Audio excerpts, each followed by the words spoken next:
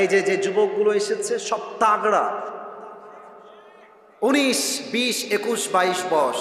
বলবেন এই চলো নামাজে যাই, বলবে হুজুর প্যান্ট আমার খারাপ, নামাজ পড়তে পারবো না।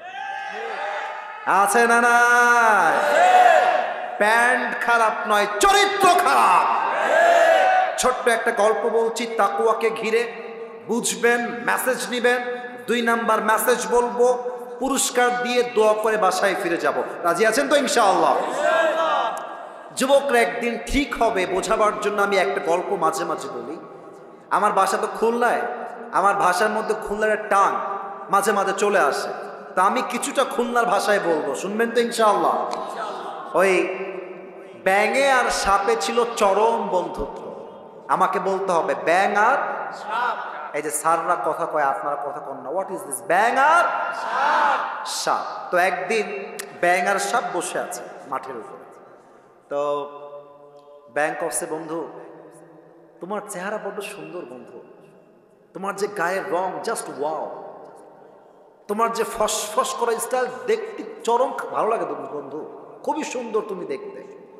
তো সাপ পামটাম খেয়ে ফুলে গেছে। বন্ধু আমি সত্যি সুন্দর নাকি বন্ধু? বলতো হয় বন্ধু তুমি সত্যি সুন্দর, অনেক সুন্দর। তো এত প্রশংসা খেয়ে তো ফুলে গেছে। এখন ব্যাঙ বলছে বন্ধু সবই ঠিকঠাক আছে, তবে তোমার একটা বিষয় আমার বড্ড ভালো লাগে না, একদম খারাপ লাগে দেখতে। বলছে কি কওদি বন্ধু, কি খারাপ লাগে তোমার? তো বলছে বন্ধু তোমার চেহারাও সুন্দর, রঙও সুন্দর, ফসফসও সুন্দর, বাট তুমি যখন রাস্তা দিয়ে হাঁটো বন্ধু সোজা হয়ে হাঁটতে পারো, ত্রিং বিং করে হাঁটো। এই ত্রিং বিংটা আমার পছন্দ হয় না বন্ধু, তুমি কি সোজা হয়ে হাঁটতে পারো না? তো সাপ বলছে বেয়াদব, তোর এত বড় সাহস, তুই আমার বদনাম করতেছিস, তোরা আজকে খাইছি। এমনি ফস করে উঠছে। এখন ব্যাংক করছে বন্ধু তুমি লোক তো সুবিধার না, তোমার এতগুলো প্রশংসা করলাম তোমার গায়ে ঠেকলো না, তোমার একখানে বদনাম করলাম গায়ে লেগে গেল বন্ধু, তুমি তো লোক সুবিধার না। ব্যাং দিয়েছে 1 লাখ, গিয়ে পড়ছে পুকুরের ভেতরে। এখন সাপ যে ফস করে উঠছে, পাশে ছিল এক রাখাল। রাখাল করছে কিডারে, মানে কিডা, দৌড় দিয়ে আসছে, দেখছে মাশাআল্লাহ সাপ মামা এইভাবে আছেন। এখন রাখালের হাতে ছিল বিশাল লম্বা একটা বাঁশের লাঠি। রাখাল বলছে দেরি করা যাবে না, বিসমিল্লাহ বলে এখনই শুরু করে দেই। মার, সেই মার 20 মিনিট পিটায় সাপকে এখন সোজা করে ফেলেছে। আপনি বিয়ে করবেন, 25 বছর বয়স, মেয়ের কাছে গেছেন মেয়ে দেখতে, দেখছে আপনার মুখে চাপ দাঁড়িয়ে আছে। সোনামণি দাড়ি রেখে তোমাকে ভালো লাগছে না, দাড়ি কেটে ফেলতে হবে, দাড়ি কাটলে তোমাকে স্মার্ট লাগবে, আমি তোমাকে বিয়ে করবো, দাড়িতে আমার পছন্দ নয়। তুমি যদি মুত্তাকি হও তোমার কথা কেমন হবে আমার থেকে শুনে নাও। তুমি বলবা যেই বেডি আমার দাড়ির জন্য বিয়ে করতে চায় না, সেই বেডি আমার বউ হওয়ার যোগ্যতা রাখে না। এটা নবীর সুন্নাহের দাড়ি, এটা আজও আছে, আগামীতেও থাকবে। যেই মেয়ে বিয়ে করতে চায় না দাড়ির জন্য, আলবিদা, সালাম, বাই বাই, টাটা, আল্লাহ হাফেজ। তোমার মতো টিকটকার মেয়েকে আমি নিজেই বিয়ে করব না। তাহলে দাঁড়িয়ে আছে, আল্লাহর ভয় আছে, মেয়ে যাবে যাক, আমি নবীর সুন্নাহের দাড়িতে কখনো খুঁট ঠেকাইতে পারবো না, ঠিক কিনা? 3 নাম্বার এক্সাম্পল দিয়ে শেষ করছি। এলাকায় বিয়ে শাদী হয় না? এই যে মুরব্বীরা কয় হয়, যুবকরা কয় হয় না, কারণ হুজুর আমি তো বিবাহিত না। আরে বেটা কথা কন, হয় কি হয় না? এখনকার বিয়ে শাদী যতই ভালো হোক, মুরব্বী আব্বা জান যতই 5 ওয়াক্ত নামাজি হোক, বিয়ের বাড়িতে গান বাজনা না বাজলে নাকি বিয়েই হয় না।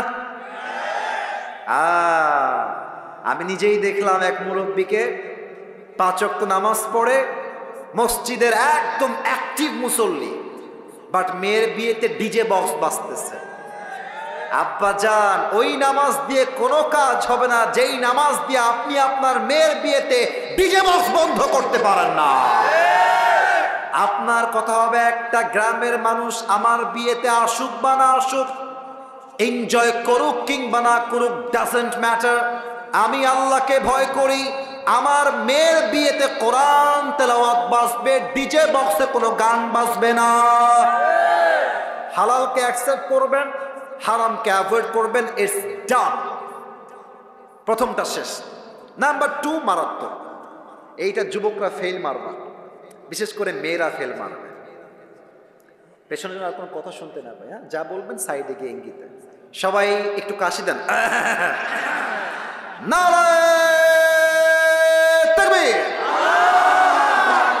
তাকওয়ার 2 নাম্বার সংজ্ঞা হলো, আমি যখন রুমের জানালা বন্ধ করে দিলাম, দরজা বন্ধ করে দিলাম, আমি যখন হিন্দি সিরিয়াল দেখছি, মোবাইল ফোনে পর্নোগ্রাফি দেখছি, অশ্লীল ভিডিও দেখছি, আমাকে কেউ দেখে না, আমাকে দেখে একজন, তিনি কে? মাশাআল্লাহ, কি সাউন্ড! দিস ইজ কল্ড তাকওয়া। এটাই তো তাকওয়া। বড্ড আফসোস লাগে মেয়েদেরকে দেখলে হাতে মোজা পরে, পায়েও মোজা পরে, মুখটা নেকাব দিয়ে ঢাকা, দেখলে মনে হবে यार ये तो अभी के अभी जन्नत से भाग के दुनिया में आई है, कन्फर्म जन्नती है माशाअल्लाह। এত সুন্দর বোরকা পরে, হিজাব পরে, নেকাব পরে, but I am feeling so shy to talk about on this matter. বলতে লজ্জা লাগছে ঝিনাইদহের ভাইরা, বোরকা পরে, হাতেও মোজা, পায়েও মোজা, মুখটাও ঢাকা। এই মেয়েটাই বোরকা পরে পার্কে গিয়ে বাদাম খায় আর বয়ফ্রেন্ড সঙ্গে নষ্টামি করে বেড়ায়। এখন বলবেন হুজুর জামা দেখেই তো মনে হচ্ছে কনফার্ম জান্নাতি হ্যাঁ মাশাআল্লাহ, কিন্তু প্রেম করছে কেন হুজুর? সোনামণি, উপরে ফিটফাট, ভেতরে পুরোটাই সদরঘাট। এই জন্য আমি বলি, বোরকাওয়ালি দেখলেই পাগল হয়ে যেও না। সব বোরকার পেছনে আসল দিন লুকায় থাকে না। অতএব যেই মেয়েটা বোরকা পরে পার্কে পার্কে প্রেম করছে, ও যদি বুঝতো আমাকে কেউ না দেখলেও আল্লাহ দেখছেন, ও কি বোরকা পরে প্রেম করতে পারত? সেই দিন একজন যুবক আমার কাছে আসছে। এটা আসলে বড্ড মারাত্মক ঘটনা। এটা না বললে যুবকরা তাকওয়া কাকে বলে বুঝবা না তোমরা।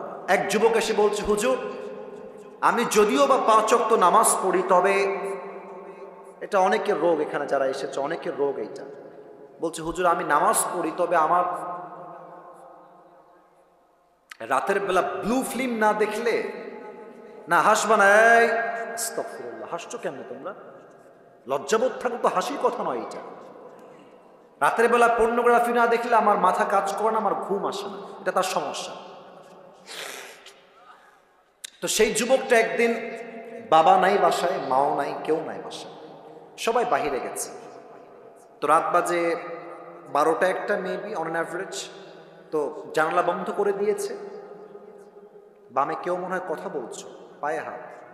ভালোবাসার ভাইয়েরা কথা বলবেন না, আচ্ছা একদম কথা বলবেন না। রাত বাজে 12টা 1টা। যুবকটা বলছে মা বাবা কেউ নাই হুজুর, আমি জানলাও বন্ধ করে দিয়েছি, দরজাও বন্ধ, everything is locked. Also I have turn my of light, turn of my light, যত রুমের লাইট ছিল সব অফ করে দিয়েছি। আমি একা, অন্ধকার, পুরো বাসা ফাঁকা। তো আমি মোবাইল ফোনটা নিয়ে আমি পর্নোগ্রাফি দেখার জন্য কানে হেডফোন দিয়ে মানে মোবাইল ফোনটা অন করেছি। তো আমি পর্নোগ্রাফি দেখছি, I was watching pornography at the same time. Just আমার কানে একটা ঠাস করে শব্দ আসলো, মনে হলো কেউ বাসায় এসেছে। আমি খুব দ্রুত ইয়ারফোন খুলে মোবাইল ফোনটা সাইডে রেখে দিয়ে ভাবলাম যে হয়তো আব্বা আম্মা কেউ চলে আসছে, আমাকে দেখে ফেলবে। সব রেখে দিয়েছি, লাইট দিয়ে দিয়েছি, গেট খুলে দিয়েছি, দৌড় দিয়ে গেছি, ভয়ে থরথর করে কাঁপছি। কেউ মনে আমাকে দেখে ফেললো পর্নোগ্রাফি দেখতে, সম্মান তো নষ্ট হয়ে যাবে আমার। আমি গিয়ে দেখছি কেউ আসে নাই, জানালা বন্ধ ছিল, ওই পাশে বন্ধ, গেট বন্ধ, গেটও বন্ধ। আমি গিয়ে দেখলাম একটা বিড়াল এসেছে। বিড়ালটা একটু লাফ দিতে গিয়ে গ্লাসটা পড়ে গ্লাস ভেঙে গেছে, সেই শব্দ আমার কানে এসেছে। তখন আমার কলিজায় একটা কথা আঘাত লাগলো যে সামান্য একটা বিড়ালের শব্দে আমার কলিজায় কম্পন তৈরি হয়ে গেল, কেউ আমাকে দেখে ফেলে কিনা। কিন্তু প্রত্যেকটা মুহূর্ত যে আল্লাহ আমাকে দেখছেন, এটা আমি কল্পনা করতে পারি নাই হুজুর। আর যখন থেকে বুঝে গেছি যে আল্লাহ আমাকে দেখেন, আমি যখন হিন্দি গান দেখি আল্লাহ আমাকে দেখেন, আমি যখন পর্নোগ্রাফি গেটটা লাগিয়ে দিয়ে দেখি আল্লাহ আমাকে দেখেন, ওই তাকওয়ার চিন্তা আসার পর থেকে আজ অব্দি আমি কখনো পর্নোগ্রাফি ভিডিও আজ অব্দি দেখি নাই। সুবহানাল্লাহ, এটাই তো তাকওয়া। কেউ দেখে না, কেউ শোনে না, শোনে একজন, দেখে একজন। তিনি কে? ওমরে ফারুক রাদিয়াল্লাহু তাআলা আনহুর জামানায় ওমরে ফারুক একবার বাসার থেকে বের হয়েছেন, রাত বাজে 2 থেকে 3টা। একটা বাসার সামনে গিয়ে দাঁড়িয়ে গিয়েছে, দেখছেন বাসায় কোনো সমস্যা আছে কিনা, কিছু লাগবে কিনা। তো উনি আওয়াজ পেলেন যে বাসার ভিতরে মা এবং মেয়ে বসে আছে। কথা কি বলছে ওই পাশে? ওই পাশে কে কথা বলছে দেখেন তো আপনারা। কথা বলো না কলিজারা, কতবার বলা যায়? তোমরাই বলো, 1 ঘন্টা তো হয়ে গেল, কেন কথা বলো তোমরা? তো দেখছে মা তার মেয়েকে বলছে, যাই মেয়ে, দুধের পেয়ালা নিয়ে আসছে, দুধের পেয়ালা তুই এখন পানি মিশা, পানি মিশাবি, বিক্রি বেশি হবে, লাভ বেশি হবে। মেয়ে বলছে, মা আমি পারবো না। কারণ কি? বলছে, মা তুমি কি জানো না ওমরে ফারুক ফরমান জারি করেছে এই রাষ্ট্রের কেউ দুধের সঙ্গে পানি মিশিয়ে বিক্রি করতে পারবে না। মা বলছে, আরে বাদ দে, কোথায় ওমর, কোথায় তার সৈন্য, কোথায় পুলিশ, কোথায় বিডিআর, কোথায় র্যাব, কেউ নাই, তুই মিশা পানির সঙ্গে দুধ মিশা। বলছে, মা আমি দুধের সঙ্গে পানি মিশাইতে পারবো না, কারণ হলো ওমর নাই, পুলিশ নাই, র্যাব নাই, বিডিআর নাই, কেউ নাই। বাট এই মুহূর্তে আমাকে দেখছে একজন, আওয়াজ দিয়ে বলেন সবাই, তিনি কে? এই কথা শুনে ওমরে ফারুক বাহির থেকে থরথর করে কেঁপে উঠেছে। আরে একটা যুবতী মেয়ের মাঝে এই পরিমাণ আল্লাহর ভয়! ওমরে ফারুক বুদ্ধি করে বাসার দেওয়ালে একটা দাগ টেনে দিয়েছে। আগামীকাল সকালবেলা সন্তান আব্দুল্লাহ ইবনে ওমরকে ডাক দিয়ে বলছে, এদিকে আসো। ও আব্বা জান, তুমি কি বিয়ে করতে চাও কিনা আমাকে বলো। তো ছেলে বলছে, আব্বা আমি বিয়ে করতে চাই, তবে পাত্রীকে। ওখানে একজন উঠে যাচ্ছে, এই যে এই যে এই যে এই যে এই যে একজন, এই যে মুরব্বী বসেন। একজনও ওঠেন না 1 ঘন্টা। একজন উঠলে আমার চোখ আছে, সবার দিকে আমার চোখ যাচ্ছে। আমি আর কিছুক্ষণ ওয়াচ করব, দোয়া না করে কেউ মাঠ ছাড়তে পারবে না, ঠিক কিনা বলেন?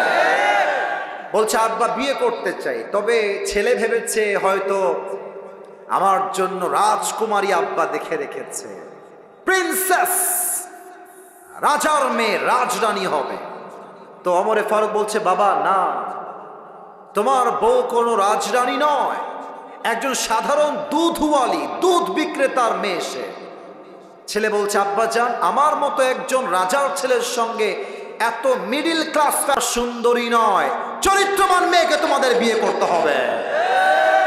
আচ্ছা একবার ভাবো তো, যেই মেয়েটা সামান্য কয়েকটা ফ্যান ফলোয়ার্স পাওয়ার জন্য টিকটক করে বেড়ায়, যেই মেয়েটা সামান্য কয়েকটা ফলোইং এর জন্য দেহের পোশাক খুলতে দ্বিধাবোধ করে না, লজ্জাবোধ করে না, সেই টিকটকার মেয়ে তোমার বউ হলে তোমার জীবনটাই নষ্ট হয়ে যাবে, ঠিক কিনা বলো?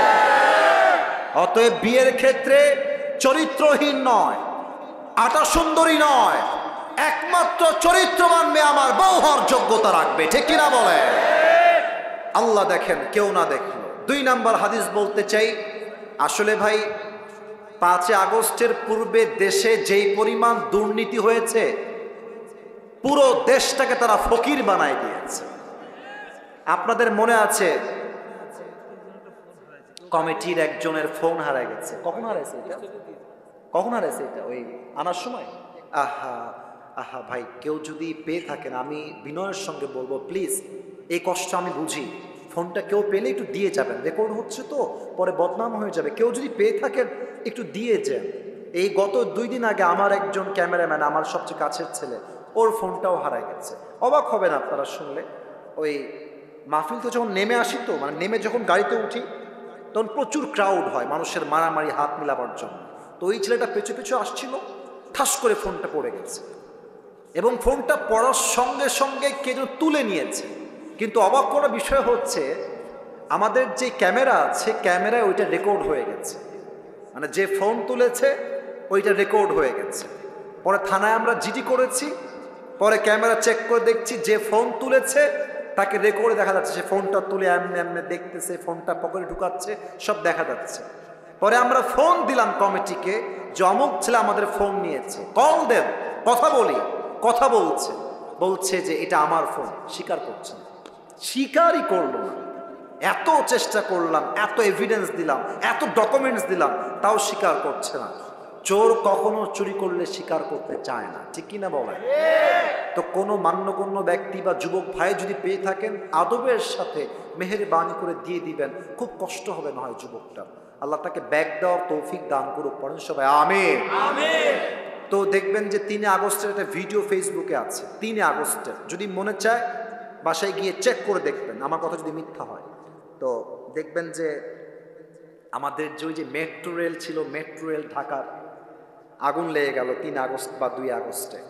তো আমাদের যিনি প্রধানমন্ত্রী ছিলেন, এই মহিলা নাটক করতে পারতো খুব ভালো, খুব নাটক। এই যে দেখেন আমার দিকে, আমি অত পারবো না।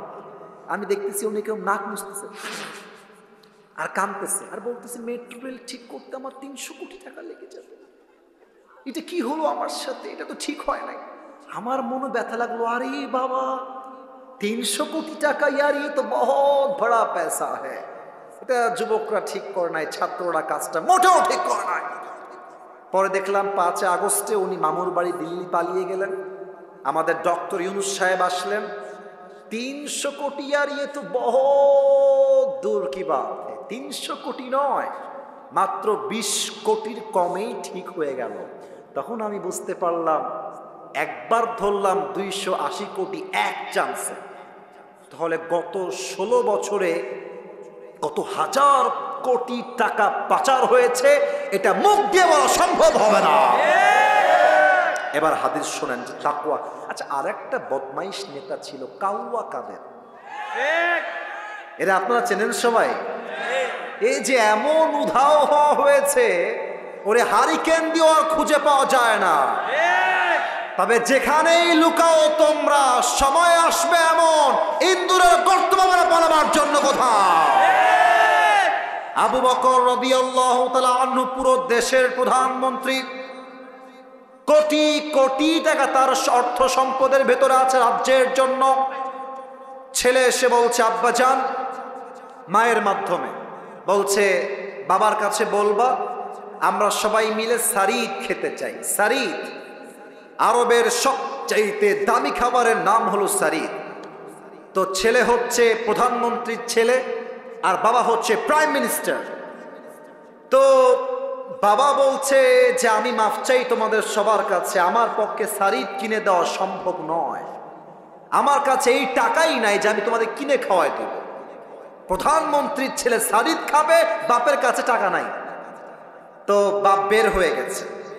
2 মাস পরে যখন বাসায় আবার আসছে, দেখছে তার বউ প্লেটে করে সারিদ নিয়ে আসছে বাবাকে দেওয়ার জন্য। তো আব্বা বলছে আরে সারিদ কই থেকে আসলো, আমি তো টাকা দেই নাই, আসলো কই থেকে? এবার ওমরে ফারুক রাদিয়াল্লাহু তাআলা আনহুর পরে যে আগে যে তিনি খলিফা ছিলেন আবু বকর রাদিয়াল্লাহু তাআলা আনহু, তার বউ ডাক দিয়ে বলছে আবু বকর, আপনি যে প্রত্যেক মাসে আমাকে হাত খরচের টাকা দেন, ওই টাকা বাঁচিয়ে বাঁচিয়ে আমি আপনার জন্য সারিদ ক্রয় করেছি, আপনি খান, এটা হালাল টাকার সারিদ। সারিদ খেয়েছে। খাওয়ার শেষেই মজলিসে শুরা, মেয়র, এমপি, মন্ত্রী, দায়িত্বশীল সবাইকে ডেকে বিশাল বড় একটা মজলিস করেছেন। বামে আওয়াজ করছে কে বাবুরা? কে আওয়াজ করছে? প্রত্যেকটা মানুষ চাতক পাখির মতো তাকিয়ে আছে। কেন আওয়াজ করছো? মানে 1 ঘন্টার বেশি ওয়াজ শুনবো না, তাই তো? শেষ করতে হবে আমাকে। তা আওয়াজ কেন করছো? কমিটি চুপচাপ, তোমরা আওয়াজ করছো। তাকবীর দেন, নারায়ে তাকবীর। সবাইকে ডেকে একটা মিটিং করেছে। বলছে এই রাষ্ট্রের দায়িত্বশীল ব্যক্তিবর্গরা আমাকে বলেন আমার প্রত্যেক মাসের বেতন কয় টাকা? তো বলছে আপনার বেতন হচ্ছে 30,000 টাকা।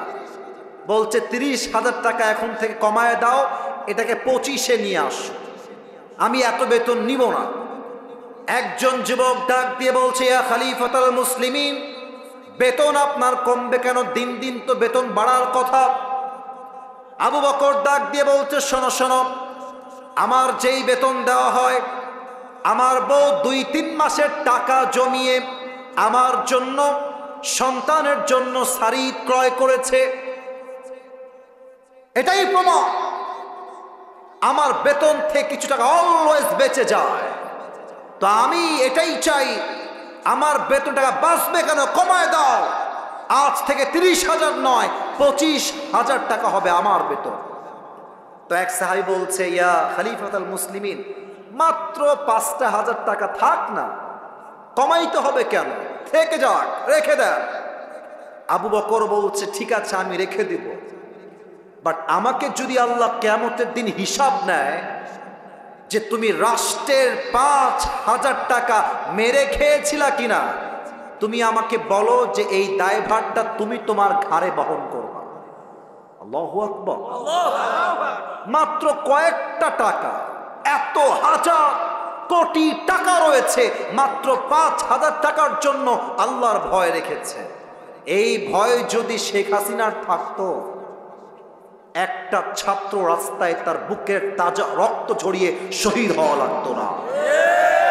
এদের মাঝে সব ছিল, আল্লাহর ভয় ছিল না। অতএব আমাদের কথা একটা, আগামীর বাংলাদেশে কোনো নারী নেতৃত্বই আমরা দেখতে চাই না। আগামীতে আমরা আমার মাতৃভূমি বাংলাদেশে এমন একজন প্রধানমন্ত্রী দেখতে চাই, যিনি একই সময়ে দেশের প্রধানমন্ত্রী হবেন এবং তার যোগ্যতা এতটা হাইলি কোয়ালিফাইড হবে, তিনি চাইলে জাতীয় মসজিদ বাইতুল মুকাররমে দাঁড়িয়ে জুমার খুতবা দেওয়ার যোগ্যতাও রাখবে।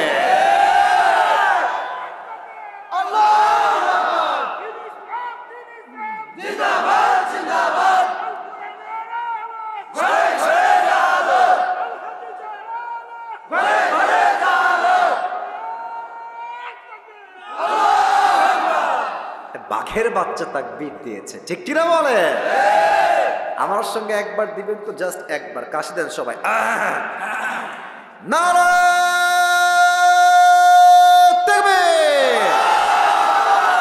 তাহলে তাকওয়ার 2 নাম্বার সংজ্ঞা হলো, কেউ দেখে না, কেউ শোনে না, শোনে একজন, দেখে একজন, তিনি কে? এবার একটা গল্প বলবো কোরআন হাদিসের বাহিরে। এখন আপনার বলবেন, এখন তাফসীর তো 1 ঘন্টা ঠিকঠাক ছিল হুজুর, গল্প বলবেন কেন? বলা যাবে না? এটা শিক্ষার জন্য বলবো, বলা যাবে কি যাবে না? এই যে যুবকগুলো এসেছে সব তাগড়া, 19, 20, 21, 22 বয়স, বলবেন এই চলো নামাজে যাই, বলবে হুজুর প্যান্ট আমার খারাপ, নামাজ পড়তে পারবো না। আছে না? না, প্যান্ট খারাপ নয়, চরিত্র খারাপ।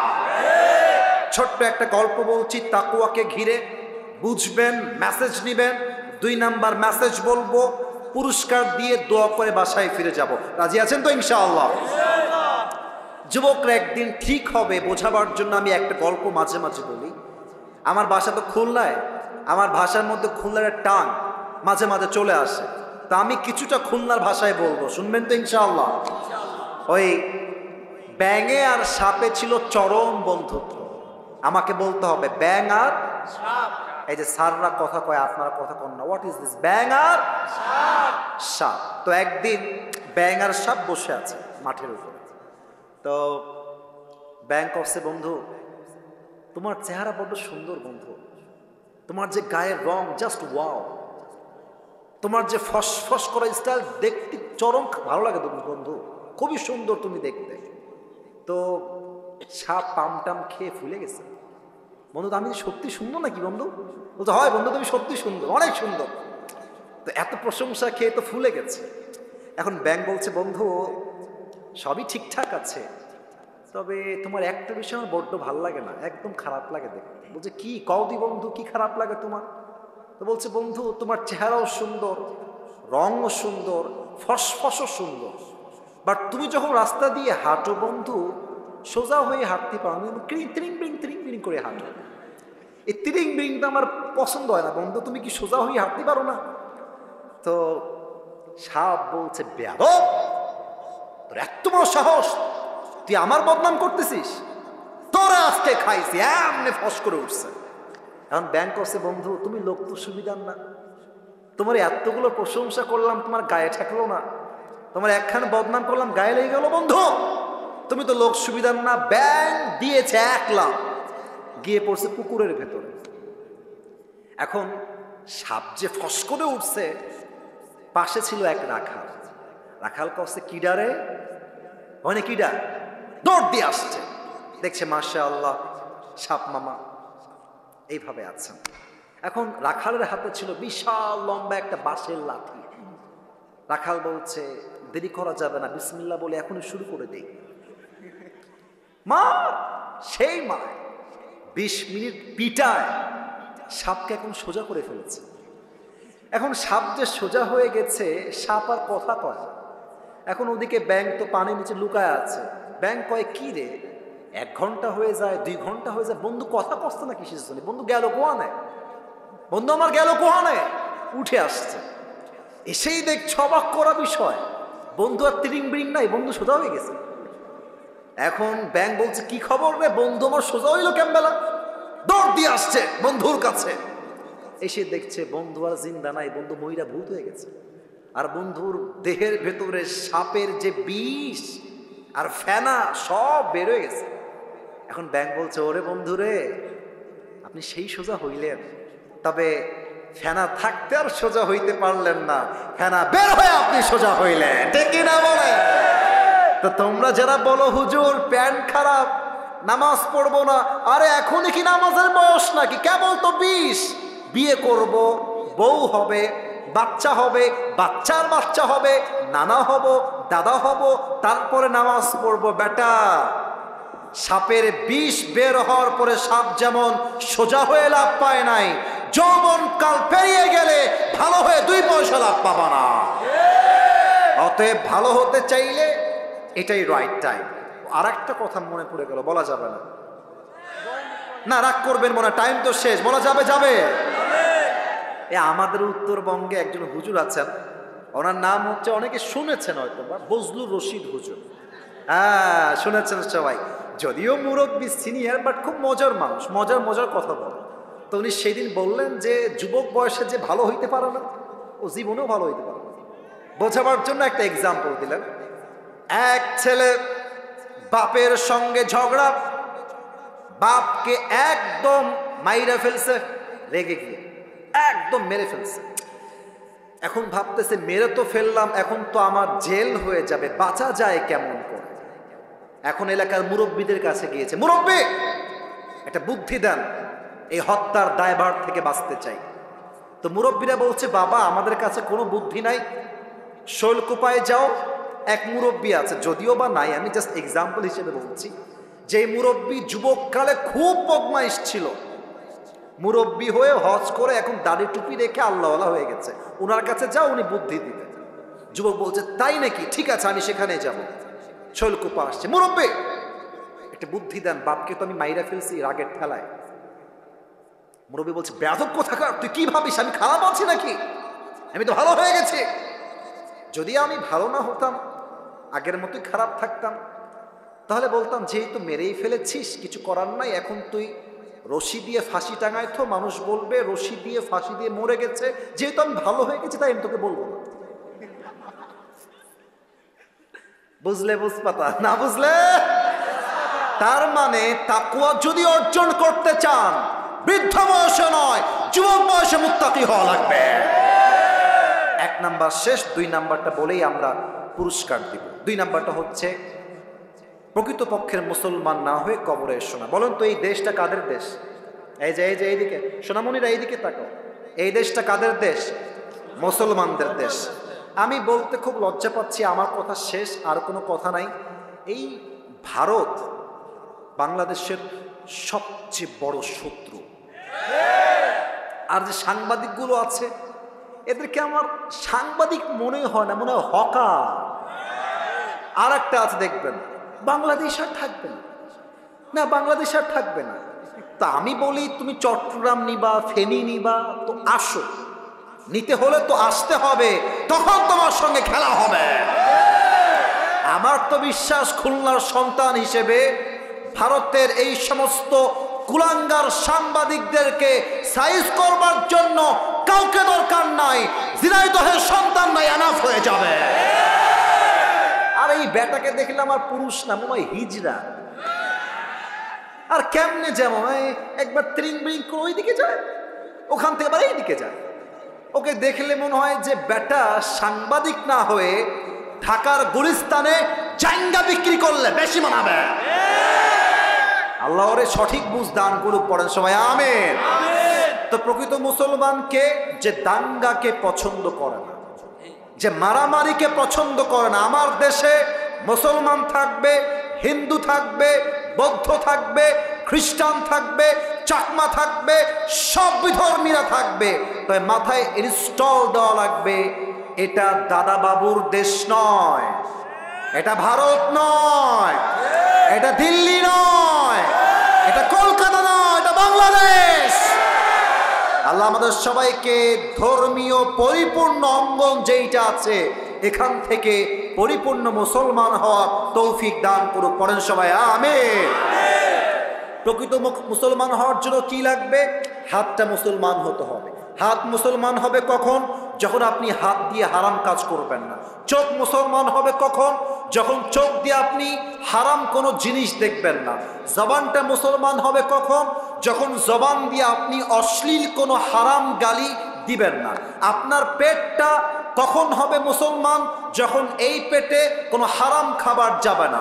আপনার পা মুসলমান কখন হবে? এই পা দিয়ে আপনি যখন কোনো সিনেমা হলের দিকে হেঁটে হেঁটে যাবেন না, ঠিক কিনা বলেন? পুরো দেহটাকে মুসলমান বানাইতে হবে। সকলেই বলেন আমিন। সবাই দুই হাত তুলেন, সবাই দুই হাত তুলেন, সবাই, কেউ যেন বাদ পড়ে না যায়। বলেন সবাই ঝিনাইদহের শৈলকুপার ভার, বলেন সবাই হুজুর। শেষ ভালো যার সব ভালো তার। অতএব আস্তে কথা কইেন না, জোরে কন, বলেন হুজুর। আমরা ঝিনাইদহের সন্তান, আপনাকে ওয়াদা দিলাম। আরে यार जोर से बोलो, ওয়াদা দিলাম। দোয়া না করে আমরা কেউ, আমার দুই হাত দেখবেন, আমি যেমনে বলবো exactly you have to copy. আপনাকে এমনিই বলতে হবে। বলেন যাব না। আস্তে হয়ে গেছে, আমি কিন্তু বুঝি। বলেন সবাই যাব না, বলেন সবাই ইনশাআল্লাহ।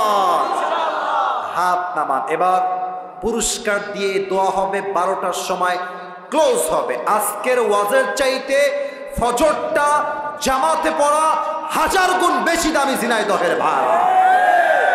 আমি পুরস্কার দিব পুরো ওয়াজটাকে 1 থেকে 1.5 মিনিটে। জাস্ট সারাংশ বলছি। যে যুবকটা দাঁড়াবা, একটু মনোযোগ দাও। এই টুপি পাওয়ার জন্য তোমার অনেক বেশি হেল্পফুল হবে বলে আমি আশা রাখছি।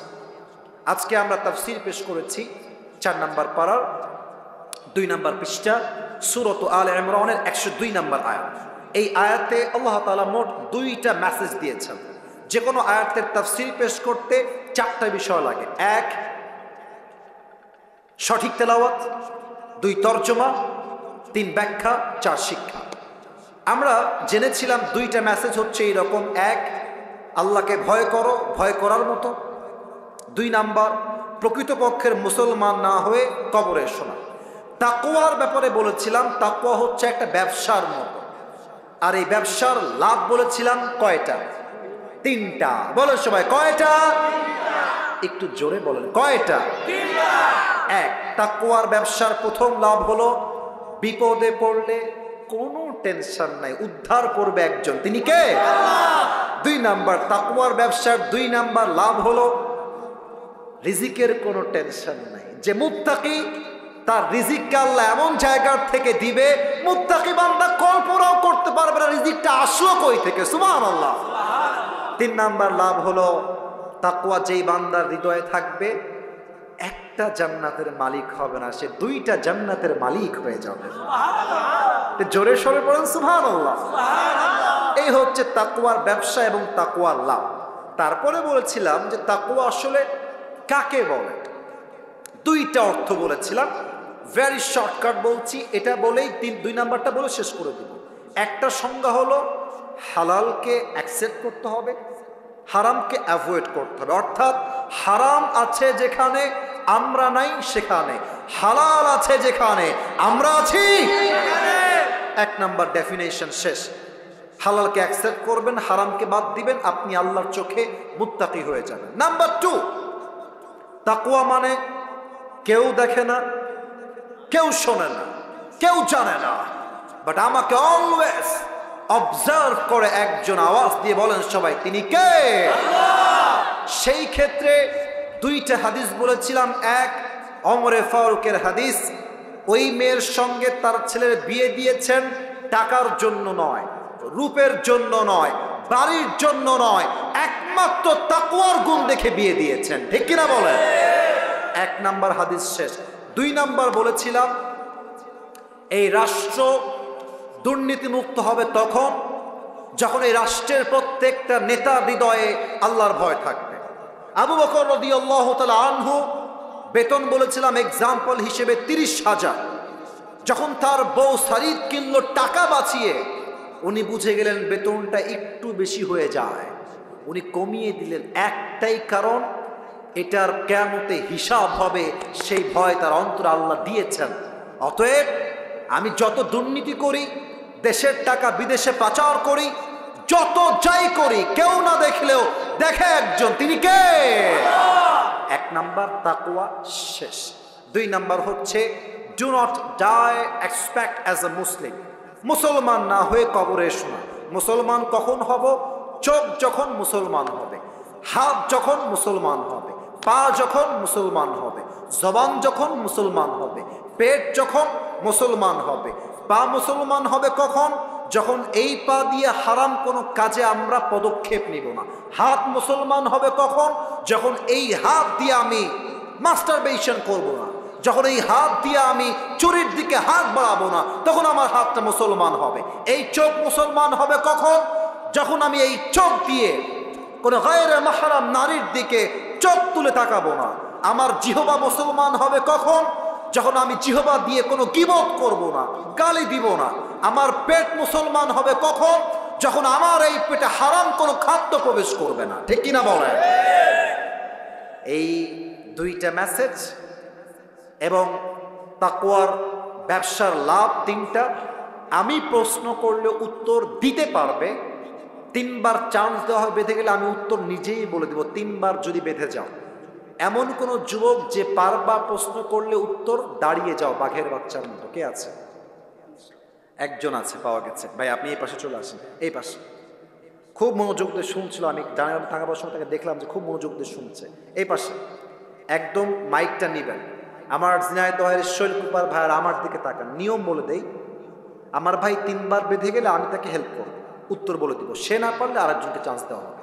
আর 2 নম্বর নিয়ম হলো, যারা অডিয়েন্স এখন এসেছেন, বসে আছেন, দে আর মাই রিয়েল অডিয়েন্স। যারা 2-1 জন চলে গেছে, হয়তো আমার চেহারা দেখতে তারা এসেছে, বাট এখন যারা এসেছে আমাকে দেখার জন্য কেউ আসে নাই, একমাত্র আল্লাহর ভালোবাসায় তারা মাহফিলে অংশগ্রহণ করেছে। ঠিক কি না? এদিকে আসে। 2 নম্বর নিয়ম হচ্ছে আপনাদের জন্য, এদিকে ঘুরে তাকান। আচ্ছা, বুঝতে পেরেছি, ওটা বুঝে গেছি। আমি এই নিয়ম বলে দেই, আমার ভাই যখনই কোনো উত্তর দিয়ে দিবে, আপনারা সবাই জবান খুলে বলবেন মারহাবা। বলেন সবাই মারহাবা। কেউ যেন উঠে যাবেন না। আমি দোয়া শেষ না করা অবধি কাউকে যেন না দেখি উঠে যাচ্ছে না, চরম বেয়াদবি হবে। এটা আমার সম্মানেও আঘাত লাগবে, এটা কোরআনকে অসম্মান করা হবে। জাস্ট 5টা মিনিট আর ধৈর্যের পরিচয় দিবেন। ভাই সালাম দেন সবাইকে। আসসালামু আলাইকুম ওয়া রাহমাতুল্লাহি ওয়া বারাকাতুহু। ওয়া আলাইকুম আসসালাম ওয়া রাহমাতুল্লাহি ওয়া বারাকাতুহু। উত্তরটা একটু আসতে হয়েছে, আবার সালাম দাও। আসসালামু আলাইকুম ওয়া রাহমাতুল্লাহি ওয়া বারাকাতুহু। ওয়া আলাইকুম আসসালাম ওয়া রাহমাতুল্লাহি ওয়া বারাকাতুহু। প্রিয় ভাই, আপনার কোনো ভয় নাই। আপনি ঝিনাইদহের ছেলে, এখানকার ছেলে। আপনার কথা হবে বিড়ালের বাচ্চার মতো নয়, সিংহের মতো গর্জন দিয়ে। ঠিক কি না? আপনার সবাই একবার প্র্যাকটিস স্বরূপ আমার ভাইকে সাধুবাদ জানিয়ে বলেন সবাই মারহাবা। ভাইয়া আপনি বলেন যে আজকে আমরা কোন সূরা থেকে তাফসীর পেশ করেছি? সূরাতুল আলে ইমরান। মারহাবা বলেন। আচ্ছা বলেন তো, ওই আয়াতে আল্লাহ আমাদের জন্য মোট কয়টা মেসেজ দিয়েছেন? 2টা মেসেজ। মারহাবা। প্রথম মেসেজটা কি ছিল? ইয়া আইয়ুহাল্লাযীনা আমানুত্তাকুল্লাহা হাক্কা তুকাতিহি। হ্যাঁ, আল্লাহকে ভয় করতে হবে এবং ভয় করার মতো করতে হবে। মারহাবা। দুই নম্বরটা হলো ওয়ালা তামুতুন্না ইল্লা ওয়া আনতুম মুসলিমুন, যেটা আল্লাহ তাআলা বলছে যে মুসলমান না হয়ে তোমরা কবরে এসো। মারহাবা, সে তো পেরে যাবে, কোনো সমস্যা নাই। মাশাআল্লাহ। ভাই আমার বলেন তো, তাকওয়া বলেছিলাম একটা ব্যবসার মতো, যদি এটা আপনার মাইন্ডে নেবেন না, এটা জাস্ট মোটিভেট করার জন্য বলেছিলাম। বলেন তো প্রিয় ভাই, তা আমি কয়টা বলেছিলাম? সে বলবে। জি বলেন, তিনটা কি কি? এক নম্বর হলো হ্যাঁ হ্যাঁ পারবেন। ওমাই ইয়াত্তাকিল্লাহ ইয়াজআল লাহু মাখরাজা, ওটা স্মরণ করলে পারবেন। এক নাম্বার, তাকওয়া অর্জন করলে বিপদে আপদে। এক নম্বর তাকওয়া অর্জন করলে বিপদে আল্লাহ তাআলা অবশ্যই পাশে থাকবেন। দুই নাম্বার রিজিক অভাব দূর করবে। মারহাবা। তিন নাম্বার খুবই সহজ, ওই যে দুইটা বলেছিলাম। এই তো আপনি ইঙ্গিত দিয়েছেন, এনা ইঙ্গিত দিলে এনা দুইটার মালিক হবে। পারবে। আল্লাহ রাব্বুল আলামিন থেকে দুইটা জান্নাতের মালিক বানাবেন। আরে ভাই, দুই একটা বাদ দিয়ে এত মিডিয়া, এত ক্যামেরা আমরা আছি, তবুও যেভাবে বলছে বোঝাই যাচ্ছে জিনাদের সন্তান আল্লাহকে বাদ দিয়ে আর কাউকে ভয় পায় না। দুইটা জান্নাতের মালিক হবে। এবার আপনি বলেন তো, তাকওয়া কাকে বলে? এটা বোঝাবার জন্য দুইটা তারিফ বা সংখ্যা বলেছিলাম, কি কি বলতে পারবেন? ঘটনা বলতে না, তাকওয়া আসলে কাকে বলে? একটা হচ্ছে হালালকে অ্যাকসেপ্ট করতে হবে, বলেন ওইটা। এক নম্বর হালালকে অ্যাকসেপ্ট করতে হবে, হারামকে বাদ দিতে হবে। হ্যাঁ, আর একটা হলো তাকওয়া মানে, হ্যাঁ সহজ, আমি যখন অন্ধকারে গুনাহ করি, অন্যায় করি, বলেন ক্লু দিয়েছি।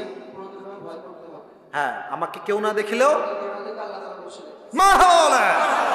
এবার আপনি খুব বুঝে বলবেন, আবু বকর তার বেতন কি কমিয়েছেন না বাড়িয়েছেন? কেন কমিয়েছেন?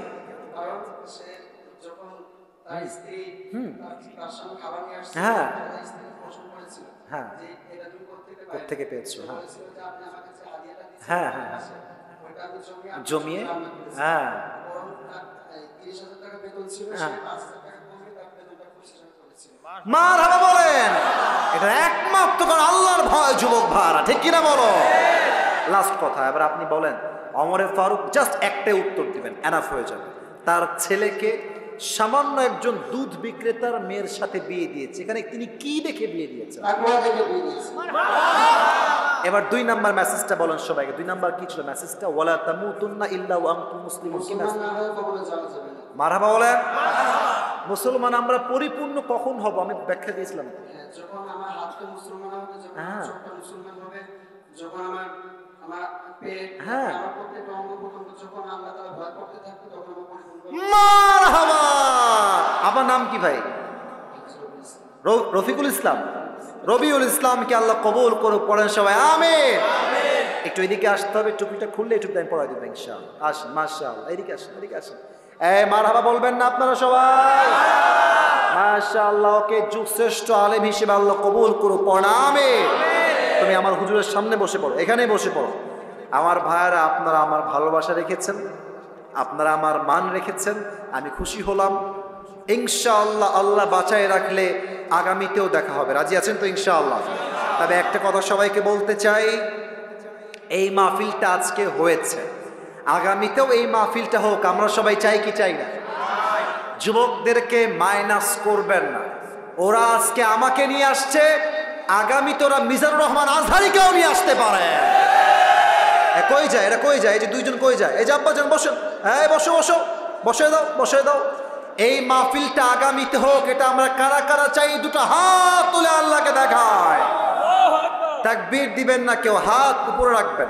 আমি বলে দেই, ঝিনাইদহের মানুষ মুনাফেক হবেন না, ওয়াদা দিয়েছেন, দোয়া করে যাবেন, দোয়া মাত্র 3 মিনিট হবে। এই মুহূর্তে ভলান্টিয়ার্স ভাইরা সবাই যাবেন, সবাই 2 হাত পকেটে দিবেন, আমি দোয়া করব, দোয়ার মাঝে কালেকশনটা হয়ে যাবে, দোয়া শেষ, হাত মিলাবো, বিদায় নিয়ে বাসায় যাব। রাজি আছেন তো ইনশাআল্লাহ? সবাইকে দেখছি, সবাই 2 হাত পকেটে দেন, সবাই 2 হাত পকেটে, সবাই 2 হাত পকেটে দেন, পকেটে। এই ভলান্টিয়ার্সরা যাও, আর কেউ ল্যাটা মেরে না বসে আত্তাহিয়াতুর সূরাতে বসেন। এই কালো গেঞ্জি বসো, হ্যাঁ টাকা বের করে বসে পড়ো। সবাই দুরূদ শরীফ পড়ুন, আল্লাহুম্মা সাল্লি আলা মুহাম্মদ ওয়া আলা আলি মুহাম্মদ। এই ভলান্টিয়ার্সরা যাও না কেন? 20-30 জন যাবা, যেন কোনো বিশৃঙ্খলা না হয়। কয়েকজন উঠছো মাঝখান থেকে, পিচ্ছিরা বসে পড়ো। আমি দোয়া করছি প্রিয় ভাইরা, রাত 12টা বেজে গিয়েছে, 1.5 ঘন্টা বেশি হয়ে যাচ্ছে। মেহেরবানি করে কেউ উঠবেন না দোয়ার সময়, ঝিনাইদহের সম্মান আগেও ঠিক ছিল, শেষেও ঠিক থাকবে, ঠিক কিনা বলে? আলহামদুলিল্লাহি রাব্বিল আলামিন ওয়াসসালাতু ওয়াসসালামু আলা সাইয়্যিদিল আম্বিয়া ওয়াল মুরসালিন। এই মাঝখানে এরা কই যায়? বেয়াদবি কেন করে এরা? বসো, আজীব ছেলে পেলে, কথা শোনো না, বসো। والصلاة والسلام على سيد الأنبياء والمرسلين وعلى آله وأصحابه أجمعين। আল্লাহ রাব্বুল আলামিন ঝিনাইদহের জমিনে, এই শৈলকুপার জমিনে তোমার শাহী দরবারে হাত তুলেছি আল্লাহ। কলিজার টুকরা যুবক ভাইয়ারাও তোমার শাহী দরবারে হাত তুলেছে আল্লাহ। মেহেরবানি করে সবাইকে তুমি ইসলামের খাদেম হিসেবে কবুল এবং মঞ্জুর করে নাও আল্লাহ। আল্লাহ রাব্বুল আলামিন দয়া করে মেহেরবানি করে আমার যে কলিজার টুকরা মুরব্বী আব্বাজানরা হাত তুলেছে, প্রত্যেকটা মুরব্বী আব্বাজানকে তুমি আবু বকর রাদিয়াল্লাহু তাআলা আনহুর মতো ইসলামের সৈনিক হিসেবে কবুল এবং মঞ্জুর করে নাও আল্লাহ। আল্লাহ রাব্বুল আলামিন দয়া করে মেহেরবানি করে আমাদের পক্ষ হতে যাদের জনম দুঃখিনী আম্মা জান, জনম দুঃখী আব্বা জান বিদায় নিয়ে অন্ধকার কবরে চলে গিয়েছে, সকলের কবরকে তুমি জান্নাতের বাগান হিসেবে কবুল এবং মঞ্জুর করে নাও আল্লাহ। আল্লাহ রাব্বুল আলামিন দয়া করে মেহেরবানি করে আমার যে যুবক ভাইরা আজকের মাহফিলকে বাস্তবায়ন করবার জন্য মাথার ঘাম পায়ে ফেলে তারা পরিশ্রম করেছে আল্লাহ, আমার কলিজার টুকরা যুবক ভাইদের পরিশ্রমকে তুমি তোমার সন্তুষ্টির ওয়াসিলা হিসেবে কবুল এবং মঞ্জুর করে নাও আল্লাহ। আল্লাহ রাব্বুল আলামিন আজকের মাহফিলকে বাস্তবায়ন করবার জন্য যারা অর্থ দিয়ে সহযোগিতার হাত বাড়িয়েছে, সকলের দানকে তুমি তোমার সন্তুষ্টির ওয়াসিলা হিসেবে কবুল এবং মঞ্জুর করে নাও আল্লাহ। আল্লাহ রাব্বুল আলামিন দয়া করে মেহেরবানি করে আজকের মাহফিলে যেই মায়েরা বোনেরা আমার ওয়াজ শুনেছে আল্লাহ, প্রত্যেকটা মা বোনকে তুমি ফাতেমা রাদিয়াল্লাহু তাআলা আনহার চরিত্রে চরিত্রবান হওয়ার তৌফিক দান করে দাও আল্লাহ। আমার যেই যুবক ভাইরা দিনরাত পরিশ্রম করে আজকের এই মাহফিলকে বাস্তবায়ন করেছে, নেক্সট বছর এর চাইতে আরো সুন্দর মাহফিল যেন করতে পারে আল্লাহ, সেই তৌফিক আমার যুবক ভাইদেরকে তুমি পরিপূর্ণরূপে দান করে দাও আল্লাহ। আল্লাহ রাব্বুল আলামিন সর্বশেষ একটা দোয়া করে তোমার শাহী দরবার থেকে বিদায় নিব আল্লাহ। সেই 10:25 থেকে নিয়ে এখন রাত বাজে 12টা পার। যুবক ভাইয়ারা, মুরব্বী আব্বা জানরা অত্যন্ত ধৈর্যের সাথে এই 1.5 ঘন্টার বেশি সময় ধরে কোরআন থেকে হাদিস থেকে প্রত্যেকটা কথা দিল থেকে শ্রবণ করেছে আল্লাহ। আজকের এই মাহফিলে আমরা সবাই যেমন একসঙ্গে বসতে পেরেছি, জান্নাতুল ফেরদাউসে সবাই যেন একসঙ্গে মেহমান হতে পারি, সেই তৌফিক আমাদের সবাইকেই তুমি দান করে দাও আল্লাহ। রব্বানা তাকাব্বাল মিন্না ইন্নাকা আনতাস সামিউল আলিম ওয়া তুব আলাইনা ইন্নাকা আনতাত তাওয়াবুর রহিম। সুবহান রাব্বিকা রাব্বিল ইজ্জাতি আম্মা ইয়াসিফুন ওয়া সালামুন আলাল মুরসালিন ওয়ালহামদুলিল্লাহি রাব্বিল আলামিন।